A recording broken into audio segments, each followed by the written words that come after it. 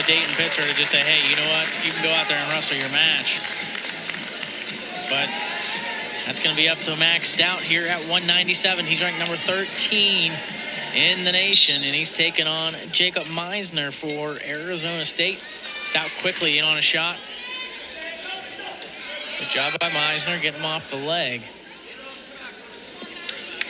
We had a chance last week in the Oklahoma State match to have national champ Nino Bonacorsi join us for the second half of the matches, and Nino talking about Mac and his progression. Obviously, he worked a lot with Mac last year and even into this year, and just overall Mac getting Bonacorsi taking all those shots and being aggressive on his feet. That's what you like to see. It's exciting wrestling. I mean, it worked really well for Nino riding that to a national championship, and be nice to solidify that 197 pounds for another 3 or 4 years with Mac. A stalemate here. 2:15 to go in the opening period. And I think the big difference we've seen here is after the Panthers lost at 165, the wrestlers in the next 3 weight classes really being aggressive early. I felt like that's something that hurt Holden Heller a little bit. Is you don't get to that offense early, then you start to get into the second and the third periods, and you're running out of time. So I like that shot first. Mac, he's going in for another double leg, switches off to a single, and then finishes the 3-point takedown. A good start here for Max Stout.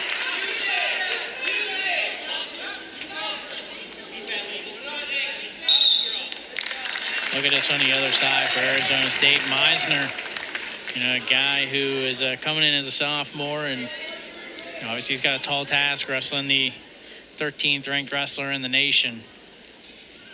But a win here would make it a truly toss-up here at 285 to win it.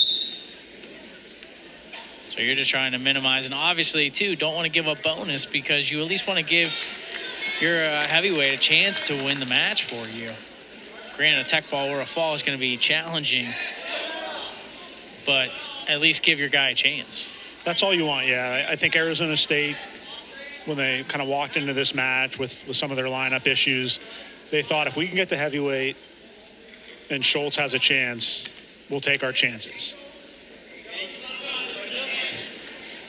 And the problem with that is they were looking for 2 surprise wins, and they only got 1 so far. So Meissner has to come up with something here to get them that extra win, Arizona State, that they were looking for. It's down 3-0 here. Stout up to a minute in riding time. And he's always so tough on top, too. That's why those early takedowns are important for a guy like Max Stout. Big mat return. Stout looking to finish this period on top.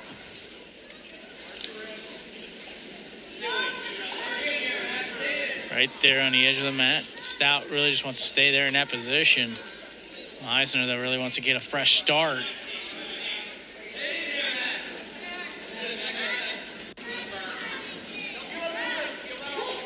Stout just continuing to keep a foot in bounds. But knew he was in a dangerous situation there and pulls him out. Kind of see Schultz just kind of pacing back and forth off to the right there behind the Arizona State bench, just hoping that when his match comes up, we'll have a chance to secure a team victory.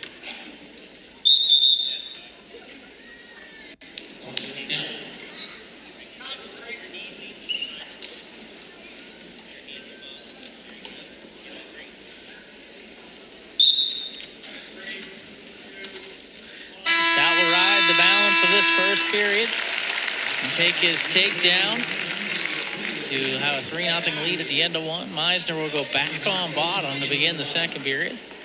Maybe an interesting choice, and maybe it's a good choice because Stout puts him on his feet to start the second, so it'll be 3-1.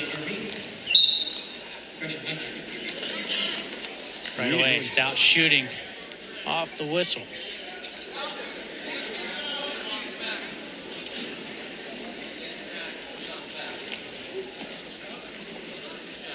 Stout looked like he was working a little 2-on-1 on that left arm from Meissner.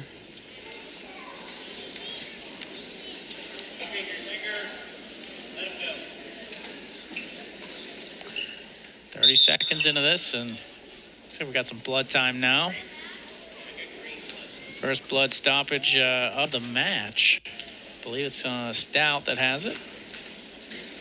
Yeah, it's been a pretty fast-moving meet for the most part. A lot of good individual matches for sure. Yeah, we got one more after this one, and it's going to be Dayton Pitzer and Colton Schultz. Should be the best one of the night, the one everybody's looking forward to. You talked to both coaches about that one, and you could take something away from that last time they met a year ago, but really Schultz didn't know anything about Pitzer, and Pitzer really burst into the national scene with that victory. Here in Pennsylvania, everybody knows Dayton Pitzer and his dominant run throughout high school. But to say that he was going to be a factor at 285 as a true freshman, Schultz definitely did not expect it. So both coaches expecting a different match this time here coming up next. Yeah, I completely agree with that too. I'm excited. It was a match that I've had circled for quite a while here when I looked at the schedule. Is now Stout is able to get Meissner to his back, but quickly bellies out. So just a 3-point takedown there, but Stout quick off the whistle to get 3 more points. Good job by Meissner, though, to minimize it. I mean, that could have been a dangerous situation where you're giving up 4 back points, 7-point move. Now you're in major decision territory, but he does well by fighting that off. Stout again, the deep shot, just gets his body up in, and there's the takedown. Just relentless by Stout there. You look like for a moment maybe he was not going to be able to finish that takedown, but just rides up the leg a little bit more. What I love about that shot is that he did not stop. Yeah, he kept the feet moving, brought the leg into his body, and then was able to bring it up to get the takedown. And that's what individuals who are very good at shooting, like look at Nino Bonacorsi, he's the same way, right? You just got to keep those feet moving. And Stout did just that to get the takedown. And especially now with the rule change, 3 points for a takedown, I think it really benefits those wrestlers a little bit more aggressive on their feet. Stout again. There's another thunderous mat return. Acoustics in the Fitzgerald Fieldhouse are fantastic for wrestling, as you heard that reverber from the rafters up there. So second period will end with a 9-2 lead for Stout. Close to having the riding time secured as well as Stout. And he's got choice. Michogo on the bottom.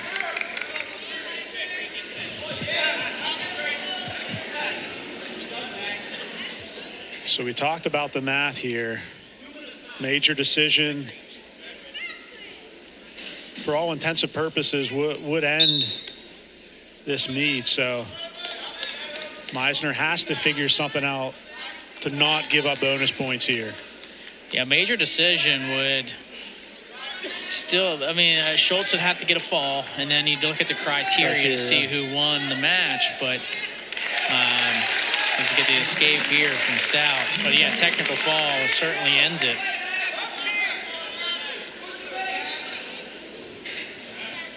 So Stout here with the 8-point lead. Riding time is hanging out there as well. And if you're Stout, you believe in your workout partner to not give up a fall there. But hey, you know, why not? Let's push for that technical fall and end this now and not have to worry about anything at 285.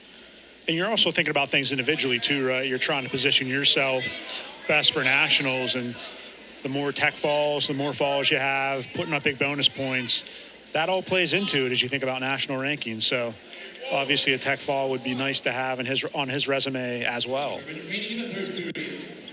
Does have ride time secure, so it's an 11-2 lead essentially for Stout.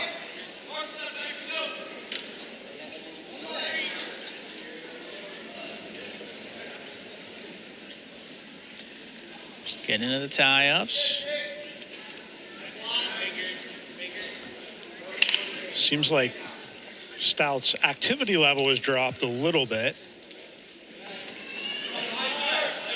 Obviously tough to keep up that relentless pace for 7 minutes. The final 15 seconds, and stalling call on Meissner, his first.